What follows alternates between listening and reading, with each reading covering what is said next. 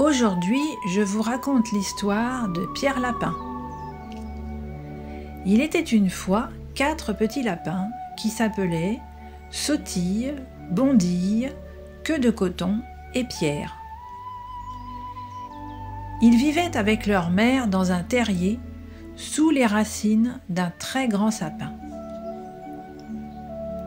Un matin, Madame Lapin leur dit : « Mes chers petits, vous pouvez aller jusque dans les champs ou descendre jusqu'au chemin, mais n'allez surtout pas dans le jardin de Monsieur MacGregor. Votre malheureux père s'y est fait attraper et Madame MacGregor l'a transformé en terrine. Filez maintenant et ne faites pas de bêtises. Je sors. » Madame Lapin prit un panier, son parapluie et partit à travers bois. Elle se rendait à la boulangerie pour acheter une miche de pain bis et 5 petites brioches au raisin. Sautille, Bondille et Queue de Coton, qui étaient de gentils petits lapins, allèrent ramasser des mûres le long du chemin. Mais Pierre, qui était un très vilain petit lapin, courut en direction du jardin de Monsieur MacGregor et se faufila sous le portail.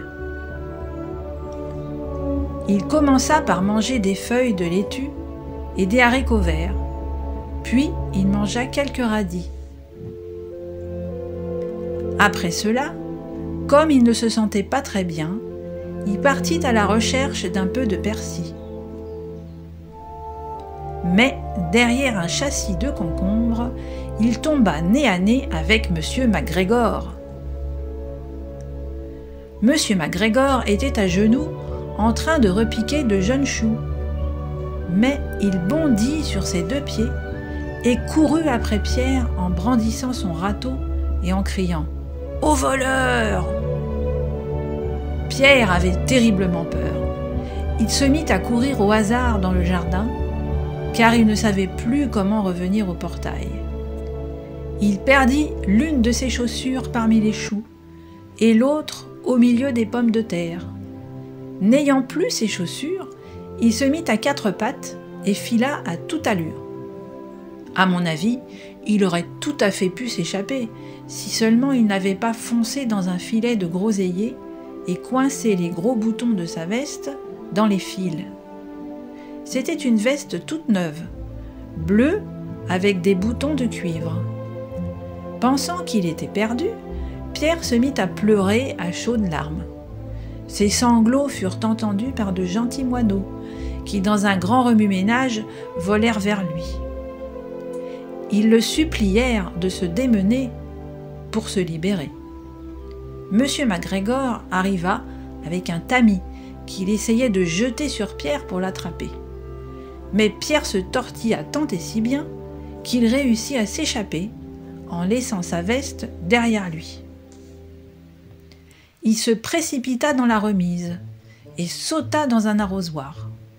Ça aurait pu être une merveilleuse cachette s'il n'avait pas eu tant d'eau à l'intérieur. Monsieur MacGregor savait que Pierre était quelque part dans la remise. Peut-être était-il caché sous un pot de fleurs ?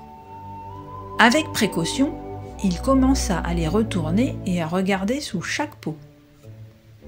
C'est précisément à ce moment-là que Pierre éternua. « Atchoum !» Monsieur MacGregor fut sur lui en un clin d'œil. Avec son pied, Monsieur MacGregor essaya d'écraser Pierre, qui réussit à s'échapper par la fenêtre, en renversant 3 pots de fleurs. La fenêtre était trop petite pour Monsieur MacGregor, qui était fatigué de courir après Pierre. Il retourna à son travail. Pierre s'assit pour se reposer. Il était essoufflé et tremblait de peur. Il ne savait pas où aller.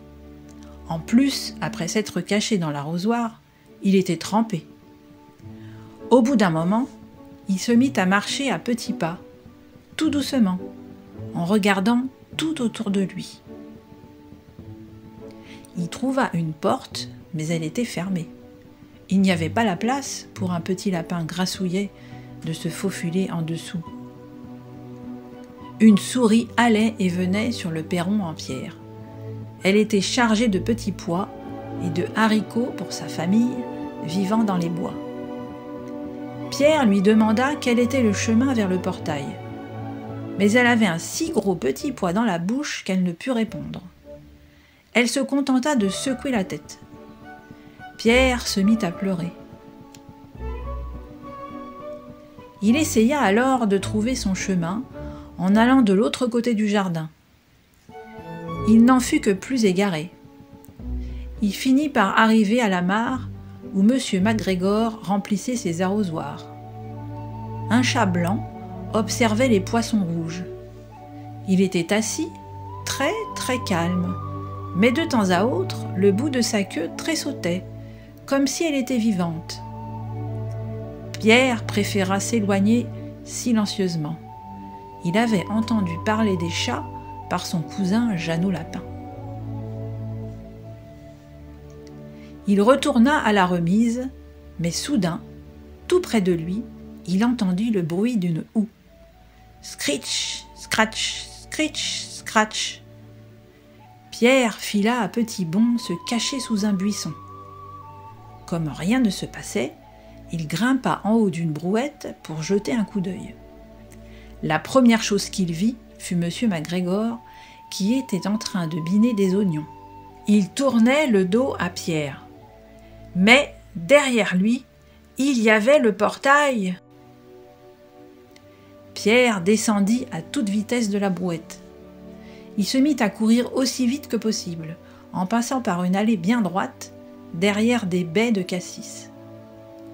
M. MacGregor l'aperçut au moment où il prenait son virage, mais Pierre n'y fit pas attention. Il se faufila sous la porte et fut enfin en sécurité dans les bois, hors du jardin. M. MacGregor prit la petite veste et les chaussures et en fit un épouvantail pour éloigner les merles. Pierre courut sans s'arrêter ni se retourner jusqu'à sa maison sous le grand sapin. Il était si fatigué qu'il s'effondra sur le sable doux et moelleux du terrier et ferma ses yeux. Sa mère était en train de cuisiner.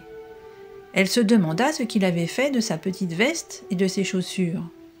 C'était la deuxième fois en 15 jours qu'il les perdait. Je suis désolée de vous dire que Pierre ne se sentit pas très bien pendant la soirée. Sa mère le mit au lit et lui fit une infusion de camomille. « Allez, une cuillerée avant d'aller dormir, » dit-elle à Pierre. Mais Sautille, Bondille et Queue de Coton, eux, eurent droit à du pain, du lait et des mûres pour le dîner. Fin de l'histoire.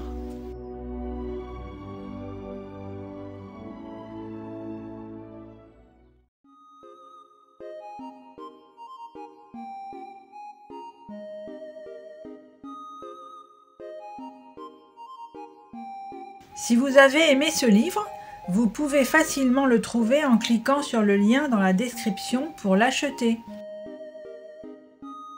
Et pour ne louper aucune histoire, vous pouvez vous abonner à la chaîne, activer la cloche pour être informé des nouveautés et mettre un pouce en l'air. À très bientôt les amis!